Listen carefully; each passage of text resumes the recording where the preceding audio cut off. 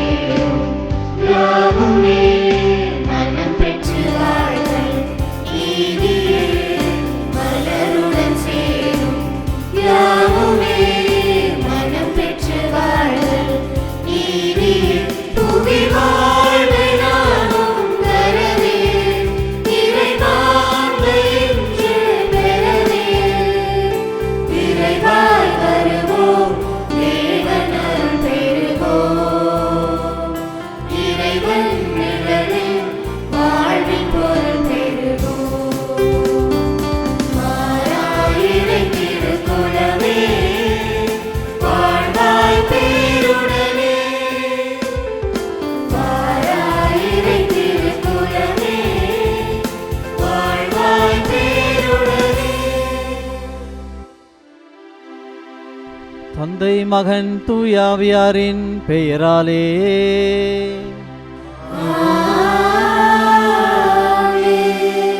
நம் ஆண்டவராகிய இயேசு கிறிஸ்துவின் அருளும் கடவுளின் அன்பும் தூயாவியாரின் நட்புறவும் உங்கள் அனைவரோடும் இருப்பதாக.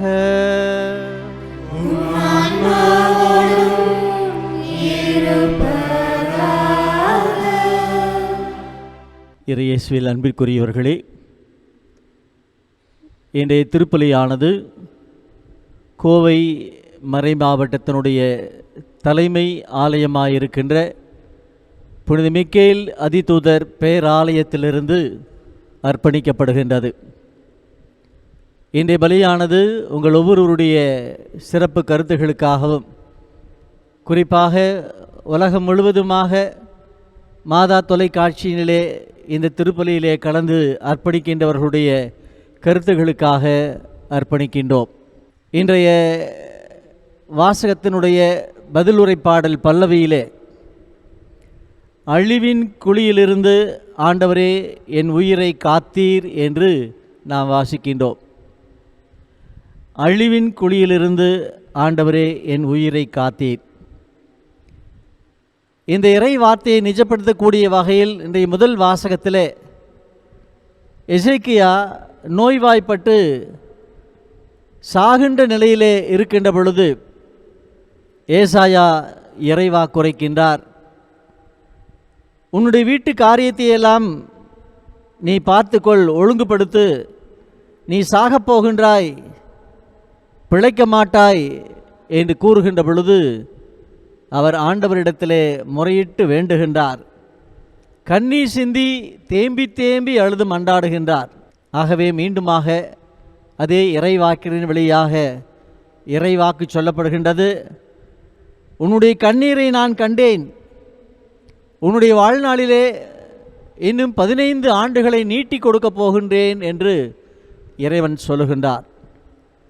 அன்பிற்குரியவர்களே, நாமும் கூட பல நேரங்களிலே நம்முடைய கவலை, துன்பம், வேதனை, கண்ணீர் இவற்றையெல்லாம் ஆண்டவரிடத்தில் எடுத்துச் சொல்லி அழுது மன்றாடி இருப்போம். அவர் நம் ஜெபத்தை கேட்கக்கூடியவராக இருக்கிறார் என்ற நம்பிக்கையிலே நாளும் வளர வேண்டியவர்களாக இருக்கிறோம். நமக்காக மாத்திரமல்ல, எத்தனையோ பேர் கண்ணீரிலே அமிழ்ந்திருக்கிறார்கள். அவர்களுக்காகவும் நாம் ஜெபிக்க நமக்கு கடமை இருக்கிறது. இன்றைய நற்செய்தியிலேயும் கூட பலியை அல்ல இரக்கத்தையே விரும்புகின்றேன் என்று கூறுகின்றார்.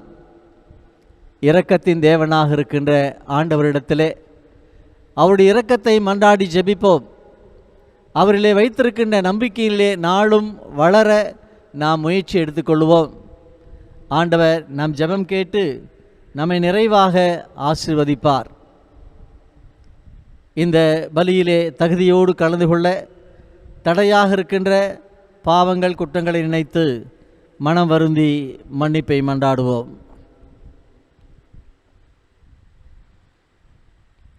எல்லாமல்ல இறைவனிடமும் நான் பாவியேன் என்று ஏற்றுக்கொள்கிறேன். ஏனெனில் சிந்தனையாலும் சொல்லாலும் செயலாலும் கடமைகள் தவறினாலும் பாவங்கள் பல செய்தேன். என் பாவமே, என் பாவமே, என் பெரும் பாவமே. ஆகையால் இப்பொழுதும் கன்னியான தூய மரியாதையும் வானதூதர் புனிதரையும் சகோதர சகோதரிகளே உங்களையும் நம் இறைவனாகிய ஆண்டவரிடம் எனக்காக வேண்டிக் கொள்ள மன்றாடுகிறேன். எல்லாமல்ல இறைவன் நம்மீது இரக்கம் வைத்து நம் பாவங்களை மன்னித்து நம்மை நிலைவாழ்வுக்கு அழைத்துச் செல்வாராக. ஆமென்.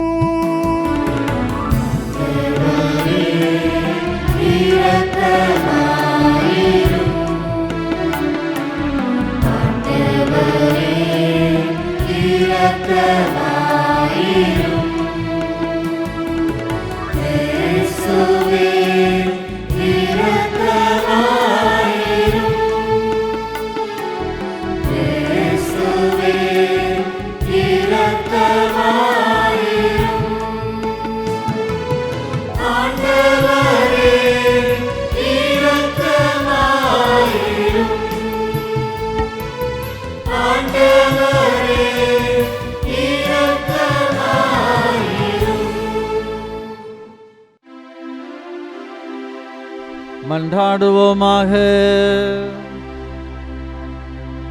இறைவா, தவறி நடப்போர் நன்னெறிக்கு திரும்பி வர அவர்களுக்கு உமது உண்மையின் ஒளியை காட்டுகின்றேன். கிறிஸ்தவ நம்பிக்கையை கடைபிடிப்போர் அனைவரும் தமது பெயருக்கு பொருந்தாதவற்றை விலக்கவும் ஏற்றவற்றை செயல்படுத்தவும் செய்தருளுவீராக. உம்மோடு தூயாவியானவரின் ஒன்றிப்பில் இறைவனா என்றென்றும் வாழ்ந்து ஆட்சி செய்கின்ற எங்கள் ஆண்டவரும் உம் திருமகனுமாகிய இயேசு கிறிஸ்து வழியாக உம்மை மன்றாடுகின்றோம்.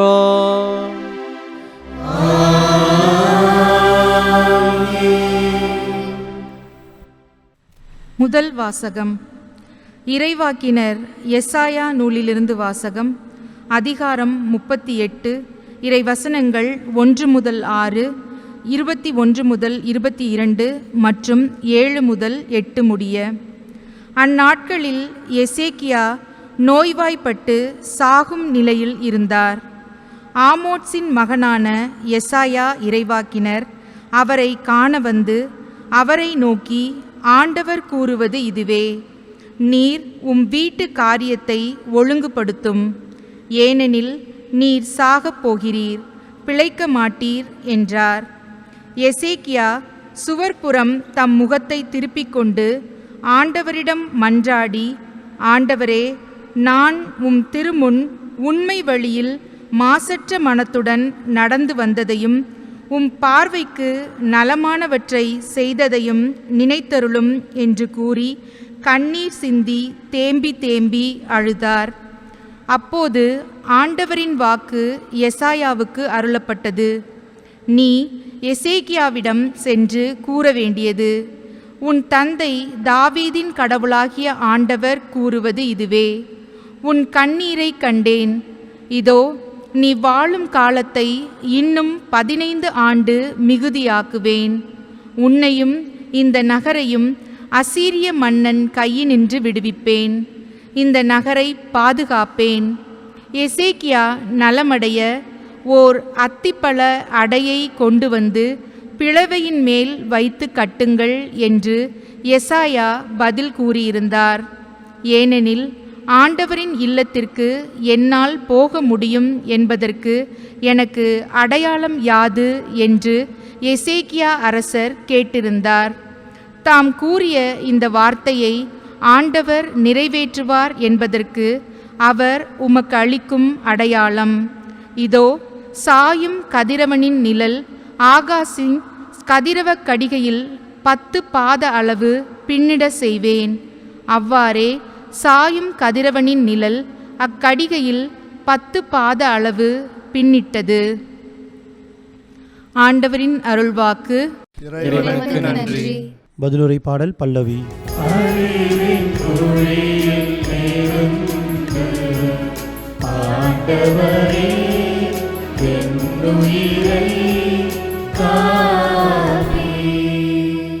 என் வாழ்நாள்களின் நடுவில் இவ்வுலகை விட்டு செல்ல வேண்டுமோ? நான் வாழக்கூடிய எஞ்சிய ஆண்டுகளை பாதாளத்தின் வாயில்களில் கழிக்க நேருமோ என்றே.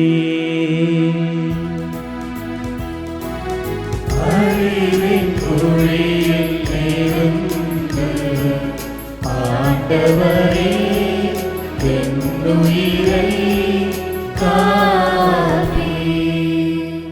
வாழ்வோர் உலகில் ஆண்டவரை நான் காண இயலாதே.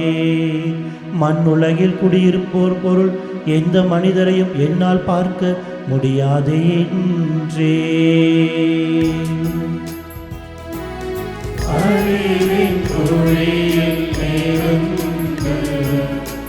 ஆண்டவரே,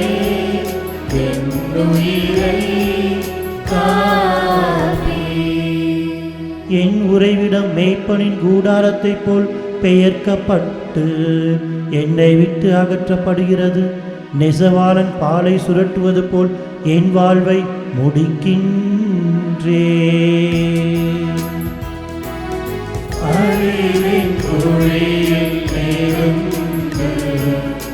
ஆண்டவரே,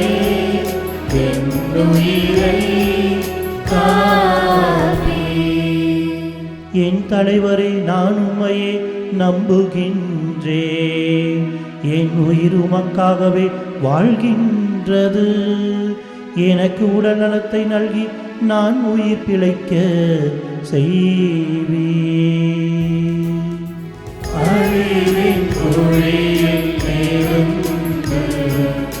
ஆண்டவரே, என் உயிரை காப்பீர்.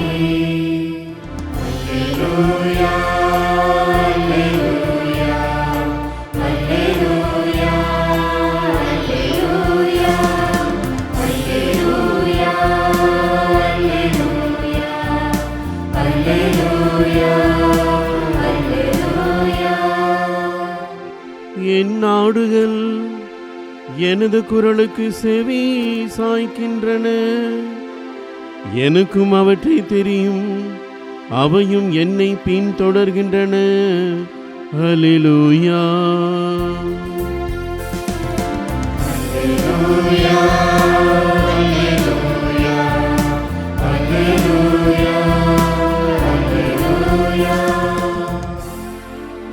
ஆண்டவர் உங்களோடு இருப்பாராக.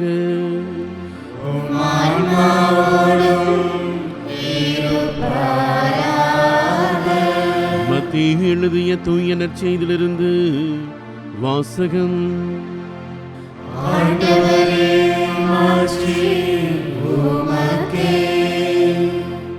அன்று ஒரு ஓய்வு நாள், இயேசு வயல்வெளியே சென்று கொண்டிருந்தார். பசியாயிருந்ததால் அவருடைய சீடர் கதிர்களை கொய்து தின்னத் தொடங்கினர். பரிசேயர்கள் இதை பார்த்து இயேசுவிடம், பாரும், ஓய்வு நாளில் செய்யக்கூடாததை சீடர்கள் செய்கிறார்கள் என்றார்கள். அவரோ அவர்களிடம், தாமும் தம்முடன் இருந்தவர்களும் பசியாயிருந்தபோது தாவீது என்ன செய்தார் என்பதை நீங்கள் வாசித்ததில்லையா? இறை இல்லத்துக்குள் சென்று அவரும் அவரோடு இருந்தவர்களும் அர்ப்பண அப்பங்களை உண்டார்கள். குருக்கள் மட்டுமே உண்ணக்கூடிய அப்பங்களை அவர்கள் உண்ணது தவறில்லையா? மேலும் ஓய்வு நாள்களில் குருக்கள் கோவிலில் பணியாற்றுவது ஓய்வு நாளை மீறும் குற்றமாகாது என நீங்கள் திருச்சட்டத்தில் வாசித்ததில்லையா? ஆனால் கோவிலை விட பெரியவர் இங்கே இருக்கிறார் என நான் உங்களுக்கு சொல்லுகிறேன். பலியை அல்ல, இரக்கத்தையே விரும்புகிறேன் என்பதன் கருத்தை நீங்கள் அறிந்திருந்தால் குற்றமற்ற இவர்களை கண்டனம் செய்திருக்க மாட்டீர்கள். ஆம், ஓய்வு நாளும் மானிட மகனுக்கு கட்டுப்பட்டதே என்றார்.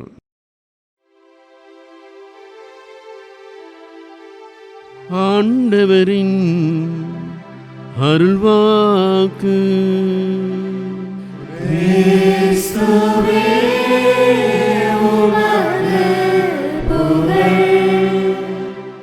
இயேசு கிறிஸ்துவில் பிரியமுள்ள அன்புமிக்க சகோதர சகோதரிகளே, இதோ இந்நாள் நற்செய்தி வாசகமானது நம்முடைய மனிதர்களாகிய நம்முடைய வாழ்வில் நாம் எவ்வாறு இருக்க வேண்டும், நம்முடைய வாழ்வில் எதை நாம் அடிப்படையாக வைத்திருக்க வேண்டும், எத்தகைய எண்ணத்தோடும் எத்தகைய செயல்பாடோடும் நாம் செய்ய வேண்டும் என்பதை நமக்கு எடுத்து காட்டுகின்றது. இந்நாள் நமக்கு கற்றுத்தரக்கூடிய பாடம் என்னவென்றால், இறைவன் சட்டத்தையும் சம்பிரதாயத்தையும் விட மனிதர்களாகிய நம்மை கண்ணோக்குகின்றார். நம்முடைய தேவைகளுக்கு அவர் முதன்மையான இடத்தை அவர் கொடுக்கின்றார். அதிலும் சிறப்பாக அவர் நம் மீது இரக்கம் நிறைந்தவராக இருக்கின்றார். அத்தகைய இரக்கத்தோடு வாழ வேண்டும் என்பதை அவர் நமக்கு கற்றுத்தருகின்றார். நம்முடைய அன்றாட வாழ்வில் நாம் பார்த்தோம் என்றால், ஏதேனும் ஒரு மனிதன் தவறு செய்த பொழுது நாம் அந்த தவறினை பெரிதுபடுத்துகின்றோம். அவனை ஒரு குற்றவாளியாக நாம் எண்ணுகின்றோம். அத்தகைய சூழலுக்குள்ளாக நாம் அவனை தள்ளிவிடுகின்றோம். அதே வேளையில் அவன் ஏன் இந்த தவறினை செய்தான், எதற்காக இதை செய்தான், எத்தகைய சூழ்நிலையில் இதை செய்தான் என்று நாம் சிந்தித்து பார்க்கின்ற போது அவர் மீது இரக்கம் கொண்டவராக நம்மால் இருக்க முடியும். அத்தகைய கேள்விகளுக்கு நாம் பதிலை கண்டுபிடிக்கின்ற பொழுது அந்த மனிதனை அந்த தவறிலிருந்து நம்மால் வெளிக்கொண்டு வர முடியும். நல்ல ஒரு மனிதனாக அவரை நம்மால் வாழ வைக்க முடியும். இதேதான் நம் ஆண்டவர் இயேசு கிறிஸ்து உலகில் வாழ்ந்தபோது தம்முடைய பணி வாழ்வில் இதேதான் அவர் தொடர்ந்து செய்து கொண்டே வந்தார். இதேதான் நமக்கும் அவர் கற்றுத்தருகின்றார். அன்பார்ந்தவர்களே, நம்முடைய வாழ்வில் சட்டங்கள் தேவை. சட்டங்கள் இல்லாமல் நம்முடைய வாழ்வின் நேராகவும் சீராகவும் இருக்காது. சட்டங்கள் நிமித்தமே ஒன்றை நாம் சரியாக செய்ய முடியும். சட்டங்கள் இல்லை என்றால் அனைத்தும் தலைகீழாக மாறிவிடும். எனவேதான் கடவுள் மோசே வழியாக இஸ்ரேல் மக்களுக்கு 10 கட்டளை என்கின்ற சட்டத்தை அவர் கொடுக்கின்றார். மக்களாகிய நீங்கள் எவ்வாறு வாழ வேண்டும், எத்தகைய செயல்களை நீங்கள் செய்ய வேண்டும், உங்களுடைய வாழ்வு எவ்வாறு அமைந்திருக்க வேண்டும், நீங்கள் எதற்கு முதன்மையான இடத்தை கொடுக்க வேண்டும், எதற்கு முக்கியத்துவம் கொடுத்தவர்களாக இருக்க வேண்டும் என்பதை கடவுள் அந்த மக்களுக்கு சட்டங்கள் வழியாக கற்றுத்தருகின்றார். எனவே நாட்கள் செல்ல செல்ல யூதர்கள் என்ன செய்தார்கள் என்றால், கடவுள் கொடுத்த அந்த 10 கட்டளையை அவர்கள் 613 கட்டளைகளாக அவர்கள் மாற்றி விடுகிறார்கள். அதிலும் 365 செயல்கள் எவையெல்லாம் நாம் செய்யக்கூடாதோ அதை அவர்கள் முன்வைக்கிறார்கள்.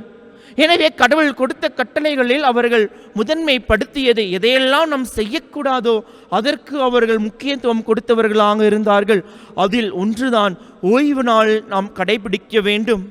காரணம், ஓய்வு நாள் கடவுளுக்குரிய நாள். அந்நாளில் நாம் கடவுளுக்குரிய செயல்களை மட்டுமே நாம் செய்ய வேண்டும். எனவே அந்நாளில் நாம் எந்த ஒரு கடவுளுக்கு முதன்மை கொடுக்கக்கூடாத எந்த ஒரு செயலையும் நாம் செய்யக்கூடாது. அந்த நாளில் நாம் எந்த ஒரு தொழிலையும் செய்து லாபத்தை நாம் பெருக்கக்கூடாது. எனவே அந்நாளில் நாம் கடவுளை தேடி வர வேண்டும். இந்நாள் வரை கடவுள் செய்த நன்மைகளை எண்ணி பார்த்து அவருக்கு நாம் நன்றி கூற வேண்டும். எனவே ஓய்வு நாளில் நாம் எந்த ஒரு செயலையும் செய்யக்கூடாது என்பது ஒரு சட்டமாக அவருடைய வாழ்வில் இருந்தது. ஆனால் இன்றைய நற்செய்தியில் நாம் பார்க்கின்ற போது நம் ஆண்டவர் இயேசு கிறிஸ்துவின் சீடர்கள் அந்த ஓய்வு நாளில் அவர்கள் சென்று கொண்டிருக்கின்ற பொழுது அங்கே இருக்கக்கூடிய அந்த கோதுமை கதிர்களை கொய்த்து அவர்கள் உண்ணுகிறார்கள். இது சட்டமாக இருப்பது எப்பொழுது என்றால், அந்த கோதுமையை அவர்கள் கொய்த்து அதை வெளியே சென்று விற்று அதிலிருந்து லாபம் அவர்கள் எடுத்தார்கள் என்றால் அது அவர்கள் சட்டத்திற்கு புறம்பாக செய்த ஒரு செயலாக இருக்கும். ஆனால் இங்கே நாம் பார்க்கின்ற பொழுது அவர்கள் அவருடைய தேவைக்காக அதை செய்கிறார்கள். அவர்கள் பசியாக இருக்கிறார்கள். அந்த பசியின் நிமித்தம் அவர்கள் அதை கொய்த்து உண்ணுகிறார்கள். அவருடைய தேவைகளை அவர்கள் நிறைவு செய்கிறார்கள். இதை பார்த்து கொண்டிருந்த பரிசேயர்கள் அவர்கள் மீது குற்றம் சுமத்துகிறார்கள். அன்பான விவிலியத்தில் நாம் பார்க்கின்ற போது நம்ம ஆண்டவர் இயேசு கிறிஸ்துவை எப்பொழுதுமே பலவிதமான கூட்டத்தினர் அவரை பின்பற்றி கொண்டே இருப்பார்கள். அதில் 2 விதமான எண்ணத்தோடு அவர்கள் இருப்பார்கள். முதலாவது பார்க்கின்ற போது இவர் உண்மையாகவே இறைமகனாக இருக்கின்றார், இவரால் பலவிதமான வல்ல செயல்கள் செய்ய முடியும். எனவே ஆண்டவர் இயேசு கிறிஸ்துவின் வார்த்தை மீது நம்பிக்கை கொண்டு அவருடைய வாழ்க்கை மீது நம்பிக்கை கொண்டான வாழ்வில் ஏதேனும் மாற்றம் ஏற்படும் என்று அந்த நம்பிக்கையின் நிமித்தம் ஆண்டவர் இயேசு கிறிஸ்துவை பின்பற்றக்கூடிய ஒரு கூட்டமாக இருந்தது. இரண்டாவது ஒரு கூட்டம் அது என்னவென்றால், இவர் ஏதேனும் ஒரு தவறினை செய்வாரோ அந்த தவறினை கண்டு இவர் மீது நம்மால் குற்றம் சுமத்த ஒரு வாய்ப்பினை தேடிக்கொண்டிருந்த ஒரு கூட்டமாக இருந்தது. பரிசேயர்கள் அவர்கள் நன்றாக இறைநூலை நன்கு அறிந்தவர்களாக இருக்கிறார்கள். சட்டத்தையும் அவர்கள் தெரிந்து வைத்திருக்கிறார்கள். எனவே நம் ஆண்டவர் இயேசு கிறிஸ்து செய்யக்கூடிய ஏதேனும் செயலில் ஏதேனும் தவறினை நாம் கண்டுபிடிக்கலாம். அது நிமித்தம் இவரை ஒரு குற்றவாளியாக நாம் தீர்ப்பிடலாம். இவர் பாவம் நிறைந்த மனிதனாக இருக்கின்றார் என்பதை மக்களுக்கு நாம் வெளிப்படுத்தலாம் என்கின்ற எண்ணத்தோடு எப்பொழுதுமே அவர்கள் பின்தொடர்ந்து கொண்டே இருந்தார்கள். ஆனால் இந்த நற்செய்தியில் பார்க்கின்ற போது அவர்கள் சீடர்கள் மீது பழியை சுமத்துகிறார்கள். அதற்கு ஆண்டவர் இயேசு கிறிஸ்து, நீங்கள் செய்வது நீதியற்ற செயல்களாக இருக்கின்றது. ஒரு மனிதன் ஓய்வு நாளில் ஒரு வேலையை செய்து அந்த வேலையின் நிமித்தம் லாபத்தை ஈட்டினால் மட்டுமே அது பாவமாக கருதப்படுகின்றது. ஆனால் இங்கே அவர்கள் அவ்வாறாக எதுவும் செய்யவில்லையே, அவர்கள் தேவைகளை தான் அவர்கள் நிறைவு செய்கிறார்களே என்று மனிதனின் தேவைக்கு கடவுள் முக்கியத்துவம் கொடுத்தவராக இருக்கின்றார். நாமும் இதை நம்முடைய வாழ்வில் எடுத்து பார்த்தோம் என்றால் நிறைய நேரங்களில் நாம் சட்டத்திற்கு உட்பட்ட மனிதர்களாக இருக்கின்றோம். சட்டம் இவ்வாறாக சொல்கின்றது, இதை நான் தொடர்ந்து செய்ய வேண்டும், இப்படிதான் நான் வாழ வேண்டும் என்ற எண்ணம் இருக்கின்றது. அது நல்லது, சரி. அதே வேளையில் ஒரு மனிதன் தேவையின் நிமித்தம் வேதனைப்பட்டு கொண்டு இருக்கின்ற போது, தேவையின் நிமித்தம் துன்பத்தில் இருக்கின்ற போது அவனை கண்டும் காணாமலும் நாம் சென்றுவிடக்கூடாது. இது இறைவன் நமக்கு கற்றுத்தரக்கூடிய பாடம் கிடையாது. முதலில் மனிதனின் தேவையை நாம் நிறைவு செய்ய வேண்டும். அதாவது நமக்கு அடுத்திருப்பவரின் தேவையை கண்டு அறிந்து நாம் செயல்பட வேண்டும். அப்பொழுது மட்டுமே நாம் வாழக்கூடிய வாழ்வு நமக்கு ஒரு ஆசீர் நிறைந்ததாக இருக்கும். நாம் செய்யக்கூடிய செயல்கள் அனைத்தும் இறைவனின் ஆசீரை பெற்றதாக இருக்கும். நாம் எடுக்கக்கூடிய ஒவ்வொரு முயற்சியும் நமக்கு பயனையும் நல்லதையும் நன்மையும் தரக்கூடியதாக இருக்கும். எனவே இந்நாளில் நாம் சிந்தித்து பார்ப்போம். கடவுள் மனிதர்களாகிய நம் மீது இரக்கம் கொண்டவராக இருக்கின்றார். எனவே இரக்கத்திற்கு அவர் முக்கியத்துவம் கொடுத்தவராக இருக்கின்றார். சட்டத்தையும் அவர் கடைபிடித்தவராக இருக்கின்றார். ஆனால் சட்டமா மனிதனா, மனிதனின் தேவையா என்று பார்க்கின்ற போது அவர் மனிதனின் தேவைக்கு முதன்மையான இடத்தை கொடுத்தவராக இருக்கின்றார். இதேதான் நம் லூக்கா நற்செய்தி நல்ல சமாரியன் உவமையில் நாம் வாசிக்கின்றோம். அங்கே அடிபட்டு கிடக்கக்கூடிய மனிதனை லேவியரும் குருவும் கடந்து செல்கிறார்கள். ஆனால் அவ்வழியே சென்ற ஒரு சமாரியன் அந்த மனிதனுக்கு உதவி செய்கின்றான். அந்த சமாரியருக்கும் வேலைகள் இருந்தது. அவனும் தன்னிடம் இருக்கக்கூடிய பொருட்களை விற்று லாபம் ஈட்டி தன் குடும்பத்தை பார்க்க வேண்டும் என்கின்ற ஒரு பொறுப்பும் கடமையும் இருந்தது. ஆனால் அந்த சமாரியன் அதை புறம்பே வைத்துவிட்டு அந்த அடிபட்டு கிடக்கக்கூடிய மனிதனின் தேவையை கண்டு அறிந்து அவன் செயல்படுகின்றான். எந்த அளவுக்கு என்றால் தன்னிடம் இருந்த அனைத்தையும் அந்த மனிதனுக்கு கொடுத்து அந்த மனிதனின் அந்த காயங்களுக்கு மருந்துக்கு செலவினை கொடுத்துவிட்டு அவன் சென்று மீண்டும் திரும்பி வந்து அந்த மனிதனை கண்ணோக்குகின்றார். நம்முடைய வாழ்வில் நாமும் மனிதர்களுக்கு முக்கியத்துவம் கொடுத்த மனிதர்களாக இருக்கின்ற போது அதன் வழியாக கடவுள் யார், கடவுள் எப்பேற்பட்டவர், அவர் எவ்வாறு நம்மை வழிநடத்தி கொண்டு இருக்கின்றார், அவருடைய ஆசீரும் அருளும் நம்மிடையே எவ்வாறு இருந்து கொண்டு இருக்கின்றது என்பதை நம்மால் வெளிப்படுத்த முடியும், நம்மால் அதை வாழ்வாக்க முடியும். அன்பார்ந்தவர்களே, கடவுள் இரக்கமுள்ளவராய் இருக்கின்றார். இதைதான் இன்றைய முதல் வாசகம் நமக்கு எடுத்து காட்டுகின்றது. முதல் வாசகத்தில் நாம் வாசிக்க கேட்டோம். எசேயா இறைவாக்கினர் எசேக்கியா அரசரிடம் சென்று சொல்லுகின்றார், இதோ இந்நாள் வரை நீ அனைத்தையும் செய்து கொண்டு வந்தாயே, ஆனால் கடவுளை நீ மறந்தவனாய் இருந்தாயே, இப்பொழுது நீ சாகப் போகிறாய் என்று கூறிய உடனே எசேக்கியா அந்த அரசர் தன்னுடைய படைகளையும் தன்னுடைய அரசவையும் தன்னுடைய திறமையின் மீது அவர் நம்பிக்கை வைக்காமல் கடவுள் மீது நம்பிக்கை வைத்தவராக இருக்கின்றார். கடவுளை நோக்கி அவர் குரல் எழுப்புகின்றார். கடவுள் அவருக்கு இரக்கம் காட்டுகின்றார். நம்முடைய வாழ்விலும் கடவுள் இரக்கமுடையவராக இருக்கின்றார். அந்த இரக்கத்தின் நிமித்தம் நாம் குற்றங்கள் செய்தாலும் பாவங்கள் செய்தாலும் தவறினை செய்தாலும் கடவுள் ஒருபோதும் நம்முடைய தவறையும் குற்றத்தையும் அவர் கண் நோக்குவது கிடையாது. அவர் நம்முடைய உள்ளத்தையும் நம்முடைய மனம் மாற்றத்தையுமே அவர் கண் நோக்குகின்றார். எனவே கடவுள் நம்மிடம் இவ்வாறு இருக்கின்ற போது அதை நாம் பிரதிபலிக்கக்கூடிய மனிதராக நாம் இருக்க வேண்டும். இதுவே கடவுள் நம்மிடமிருந்து எதிர்பார்க்கக்கூடிய ஒரு விஷயமாகவும் இருக்கின்றது. எனவே தான் இந்த நற்செய்தியில் வாசிக்க கேட்டோம், நான் பழியை அல்ல இரக்கத்தையே நான் விரும்புகின்றேன். இரக்கம் நிறைந்த மனிதனாக இருக்கின்ற போது அந்த இரக்கம் நிறைந்த செயல்கள் வழியாக நம் கடவுள் யார் என்பதை பிறருக்கு எடுத்து காட்ட முடியும். அன்பார்ந்தவர்களே, ஒரு நாள் அன்னை தெரேசா தொழுநோயாளிகளுக்கு அவர் சேவை செய்து கொண்டிருந்தார். அப்பொழுது அங்கிருந்த ஒரு தொழுநோயாளி, அவர் கிறிஸ்துவர் கிடையாது, ஒரு பிற மதத்தை சார்ந்த ஒரு மனிதனாக இருந்தார். அப்பொழுது தொழுநோயாளி அன்னை தெரேசாவிடம், நீங்கள் இயேசு கிறிஸ்துவா என்று கேட்கின்றார். அப்பொழுது அன்னை தெரேசா கூறிய பதில், நான் இயேசு கிறிஸ்து கிடையாது, அவர் செய்ததை நான் உனக்கு செய்கிறேன். அன்பார்ந்தவர்களே, அன்னை தெரேசா இது விவிலியத்தை எடுத்து மக்களுக்கு இயேசு கிறிஸ்து யார் என்பதை எடுத்து கூறவில்லை, மாறாக தம்முடைய செயல்கள் வழியாக அவர் எடுத்து கூறினார். அதுவும் மௌனமாக எடுத்து கூறினார். அந்த மௌனத்தின் நிமித்தம், அந்த செயலின் நிமித்தம் பிற மத சகோதரர்கள் கடவுள் என்பவர் யார், இயேசு கிறிஸ்து என்பவர் யார், அவர் எவ்வாறு அன்பாக இருக்கின்றார், அவர் அன்பின் நிமித்தம் எவ்வாறு நம்மை வழிநடத்தி கொண்டு இருக்கின்றார் என்பதை அவர் அறிந்து கொள்ளுகின்றார். இதேதான் இரக்கம் நமக்கு கற்றுத்தரக்கூடிய ஒரு செயலாக இருக்கின்றது. நம்முடைய அன்றாட வாழ்வில் நிறைய நேரங்களில் நாம் மனிதர்கள் செய்யக்கூடிய தவறினை நாம் பெரிதுபடுத்தி கொண்டு இருக்கின்றோம். அவருடைய குற்றங்களை நாம் முதன்மைப்படுத்தி கொண்டு இருக்கின்றோம். மாறாக அவருக்குள்ளாக இருக்கக்கூடிய அந்த நற்செயல்களை நாம் மறந்து விடுகின்றோம். அவருக்குள்ளாக இருக்கக்கூடிய அந்த மனித தன்மையை நாம் மறந்தவர்களாக இருக்கின்றோம்.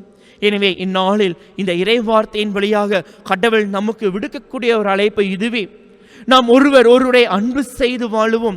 சட்டங்கள் நம்முடைய வாழ்வில் இருக்கின்றது, ஆனால் அந்த சட்டத்திற்கு இதயமாக இருக்கக்கூடிய அன்பையும் இரக்கத்தையும் நாம் ஒருபோதும் நாம் மறந்துவிடக்கூடாது. எனவே நம்முடைய வாழ்வில் இரக்கம் நிறைந்த மனிதனாக இருப்போம். அந்த இரக்கத்தின் நிமித்தம் ஒருவரை நாம் அன்பு செய்வோம். அத்தகைய அன்பின் நிமித்தம் நாம் பிறரிடம் இருக்கக்கூடிய குற்றங்களையும் பிறரிடம் இருக்கக்கூடிய தவறுகளையும் பிறரிடம் இருக்கக்கூடிய இயலாமையும் நாம் பார்க்காமல் அவரிடம் இருக்கக்கூடிய நல்லதை நாம் பார்ப்போம். அவரிடம் இருக்கக்கூடிய நன்மை தன்மையை நாம் முதன்மைப்படுத்துவோம். அது நிமித்தம் நாம் அனைவரும் ஒன்றாகுவோம், ஒற்றுமையை வேரூன்றி நிற்போம். அப்பொழுது நம்முடைய செயல்களின் வழியாக, நம்முடைய வாழ்வின் வழியாக இறைவன் யார் என்பதை நம்மால் எடுத்து கூற முடியும். நம்மையும் இறைவன் ஒரு கருவியாக பயன்படுத்துவார். நற்செய்தியை அறிவிப்பதற்கு இறைவன் நம்மையும் தேர்ந்தெடுத்திருக்கின்றார். அந்த நற்செய்தியை அறிவிப்பதற்கு இத்தகைய செயல் நமக்கு ஒரு துணையாக இருக்கும். எனவே நம்முடைய வாழ்வில் இறைவனை நாம் முதன்மைப்படுத்துவோம். இறைவனை முதன்மைப்படுத்துவதை நம்முடைய எண்ணங்கள் மட்டும் நம்முடைய உள்ளத்தில் மட்டும் நாம் வைத்து நிறுத்திவிடாமல் அதை நம் வாழ்வில் பிரதிபலிப்போம். அத்தகைய செயல்களின் வழியாக இறைவன் உயிருள்ளவராக இருக்கின்றார், என்னை வழிநடத்தி கொண்டு இருக்கின்றார், என் மீது அன்பாய் இருக்கின்றார், என்னுடன் இருக்கின்றார் என்பதை அனுதினமும் நாம் சந்திக்கக்கூடிய மனிதர்களுக்கு நாம் எடுத்து கூறுவோம். அதன் வழியாக இறைவனுடைய மாட்சியையும் அருளையும் பிறருக்கு நாம் கூறக்கூடிய ஒரு கருவிகளாக இறைவன் நம்மை திடப்படுத்துவாராக. எனவே அத்தகைய அருள் ஆசிர் வேண்டி நம்மையே முழுமையாக இறைவன் பாதம் அர்ப்பணிப்போம். இறைவன் நம்மை ஆசிராலும் அருளாலும் நிரப்பி நம்மை வழி நடத்துவாராக.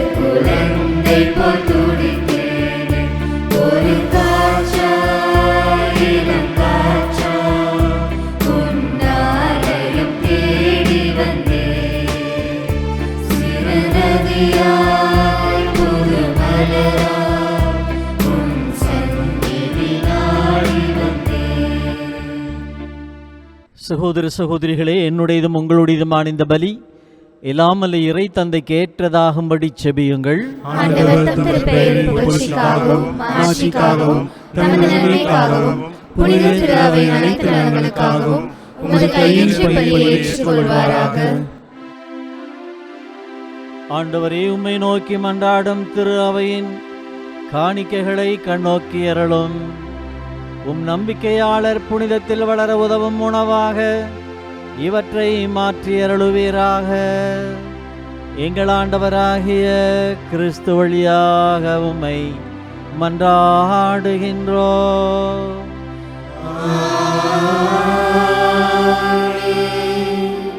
ஆண்டவர் உங்களோடு இருப்பாராக.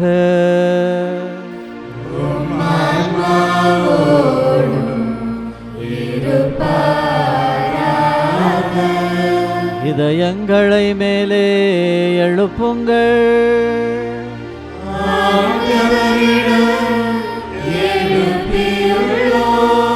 நம் இறைவனாகிய ஆண்டவருக்கு நன்றி கூறுவோம்.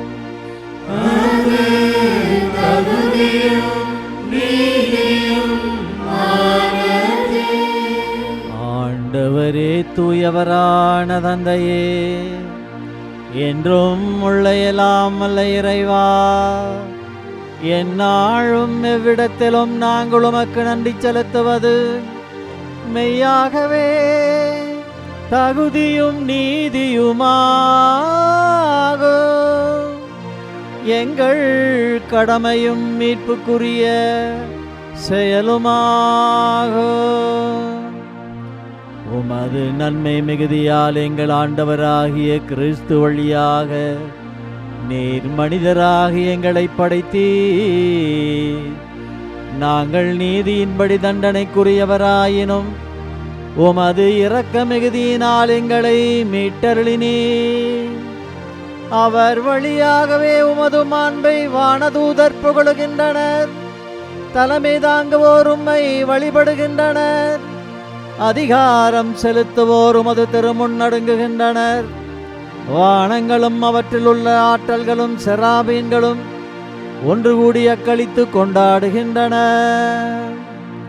அவர்களோடு எங்கள் குரலையும் சேர்த்து கொள்ளுமாறு நாங்கள் உம்மை தாழ்மையுடன் இறைஞ்சி புகழ்ந்து ஒன்றாக அக்களித்து பாடுவதாவது.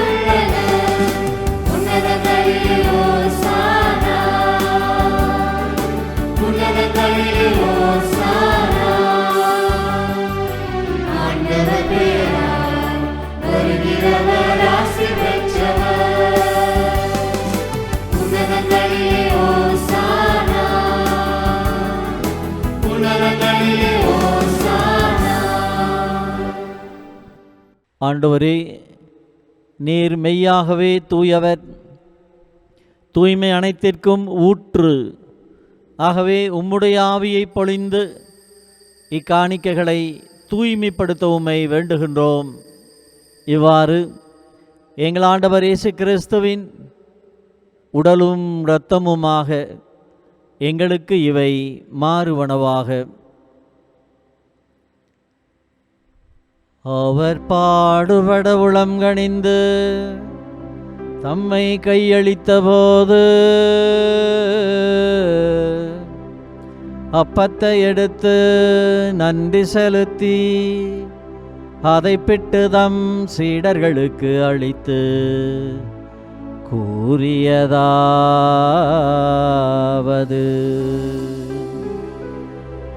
அனைவரும் இதிலிருந்து பெற்று உண்ணுங்கள்,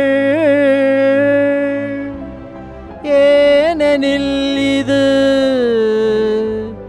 உங்களுக்காக கையளிக்கப்படும் என்னுடல்.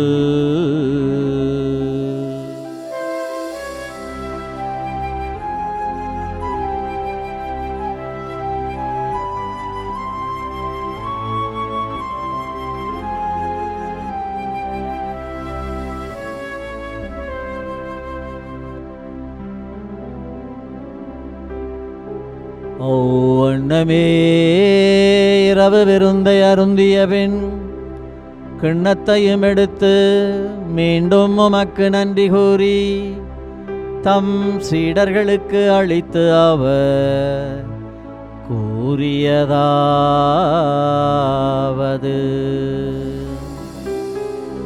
அனைவரும்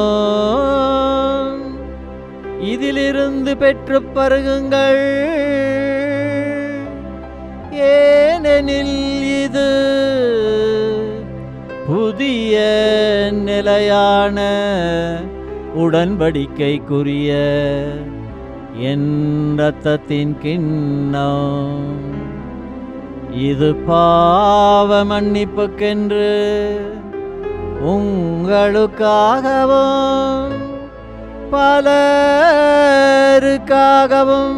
சிந்தப்படும்.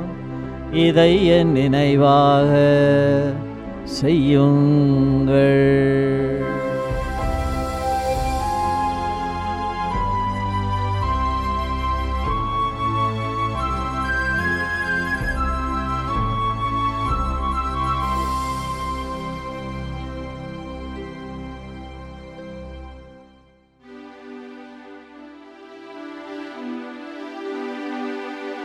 நம்பிக்கையின் மறைவோர்கள்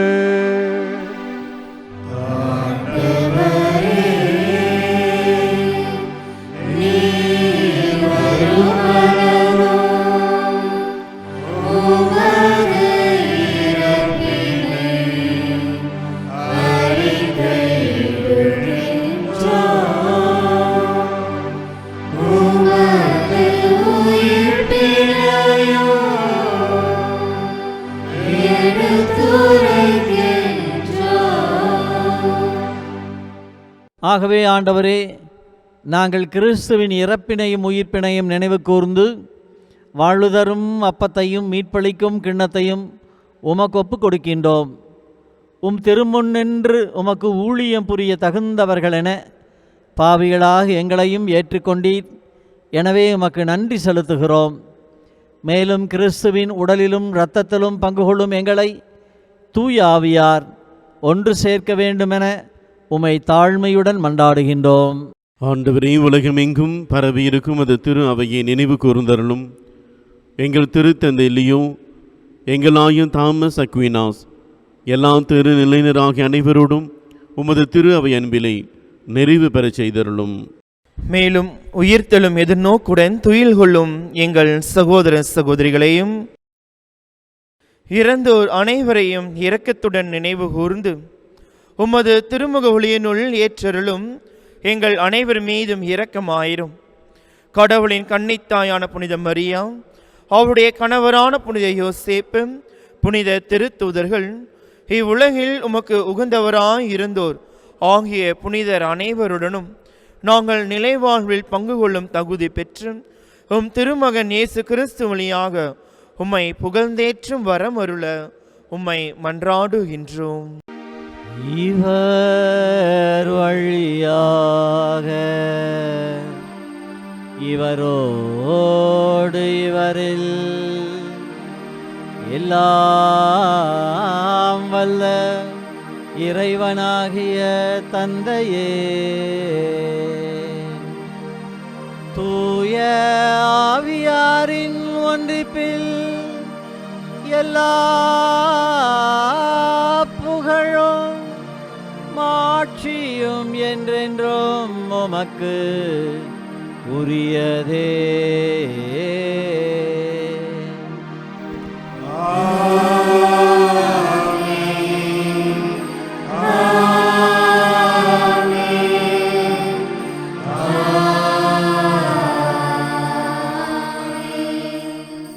மீட்பரின் கட்டளையால் கற்பிக்கப்பட்டு இறை படிப்பினையால் பயிற்சி பெற்ற நாம் துணிந்து பாடுவோம்.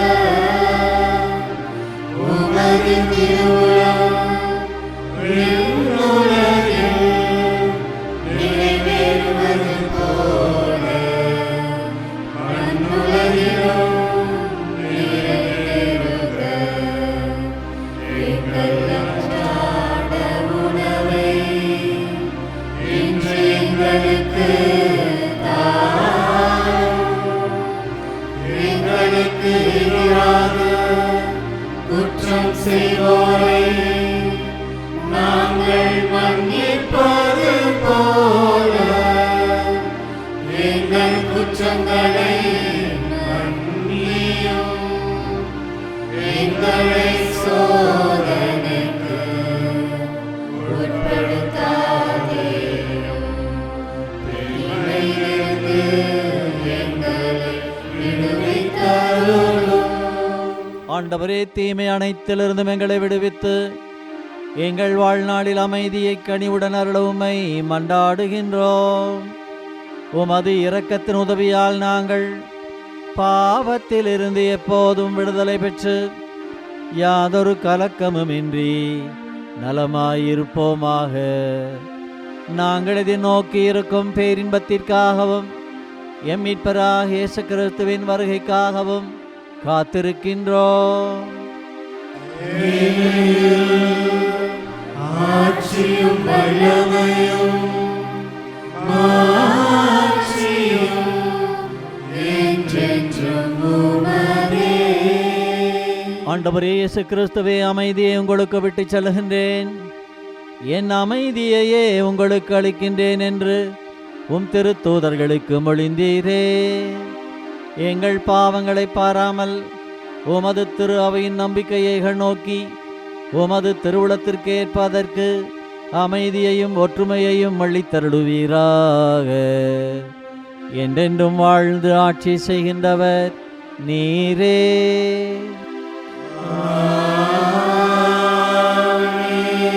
ஆண்டவருடைய அமைதி உங்கள் அனைவரோடும் இருப்பதாக.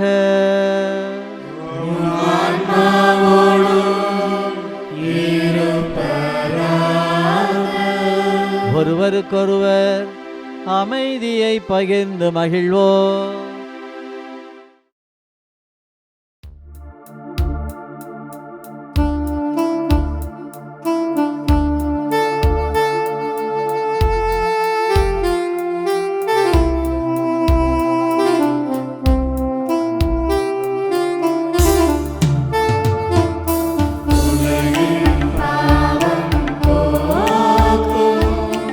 இறைவனின் செம்மறியே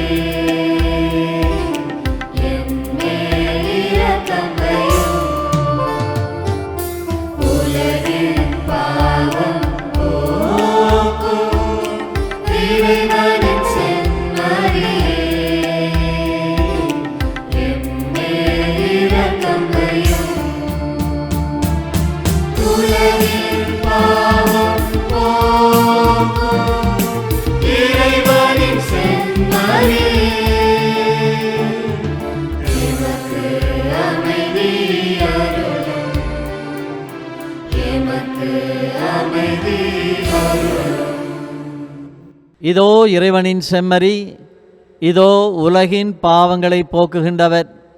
செம்மறியின் விருந்துக்கு அழைக்க பெற்றோர் பேறு பெற்றோர். ஆண்டவரே, என் நிலத்தில் நான் தகுதியற்றவன். ஆனால் ஒரு வார்த்தை மட்டும் சொல்லியலும் என் ஆன்மா நலமடையும்.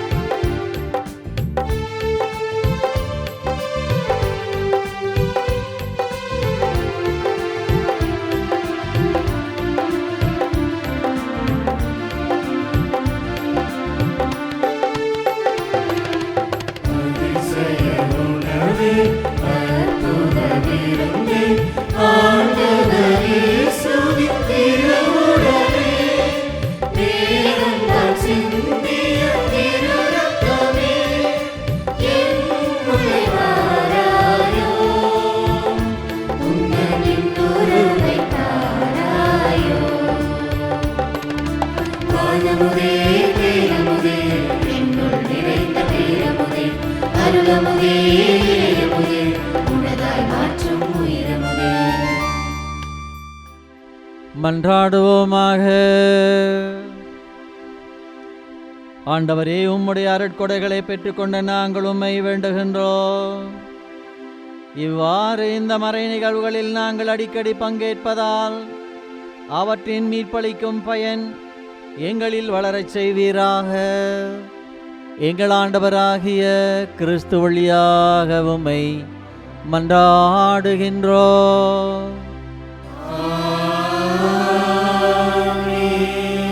ஆண்டவர் உங்களோடு இருப்பாராக.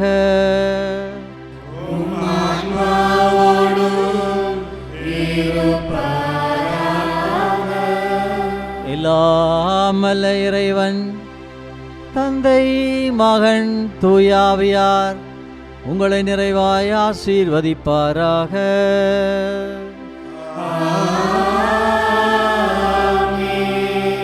சென்று வாழுங்கள். திருப்பலி நிறைவேறிற்று.